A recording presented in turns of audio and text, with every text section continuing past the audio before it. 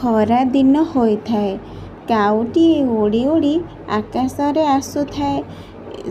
ତାକୁ ଭାରି ଶୋଷ ଲାଗିଲା। ତେଣୁ ସେ ନଦୀ, ଝରଣା, କୂଅ, ପୋଖରୀ ଆଦି ସବୁଆଡ଼େ ଯାଇ ପାଣି ଖୋଜିଲା। ଖରା ଦିନ ହୋଇଥିବା କାରଣରୁ ସବୁ କୂଅ, ପୋଖରୀ, ନଦୀ ଆଦି ଶୁଖି ଯାଇଥାଏ। ତେଣୁ ତାକୁ କେଉଁଠି ଟୋପେ ହେଲେ ପାଣି ପିଇବାକୁ ମିଳିଲା ନାହିଁ। ଏମିତି କିଛି ବାଟ ଉଡ଼ିଲା। କିଛି ବାଟ ଉଡ଼ିଲା ପରେ ଗୋଟେ ଗଛ ପାଖରେ ଗୋଟେ ମାଠିଆ ଥୁଆ ହେଇଥିବାର ସେ ଦେଖି ଭାରି ଖୁସି ହେଇଗଲା। ତାପରେ ସେଇ ମାଠିଆ ପାଖକୁ ଗଲା। ଦେଖିଲା ସେଠି ଅଳ୍ପ ପାଣି ଅଛି।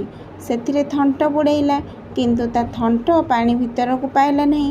ସେ ଗୋଟେ ଉପାୟ ଚିନ୍ତା କଲା। ପାଖରେ ଥିବା ଗୋଡ଼ି ଆଣି ସେ ମାଠିଆ ଭିତରକୁ ପକାଇଲା ଏବଂ ଗୋଡ଼ି ଯେତେବେଳେ ଉପରକୁ ଉଠିଲା, ପାଣି ମଧ୍ୟ ଉପରକୁ ଉଠିଲା। ସେ ପାଣିକୁ ପିଇ ମନ ଖୁସିରେ କାଉ ଉଡ଼ିଗଲା। Please like and subscribe this channel.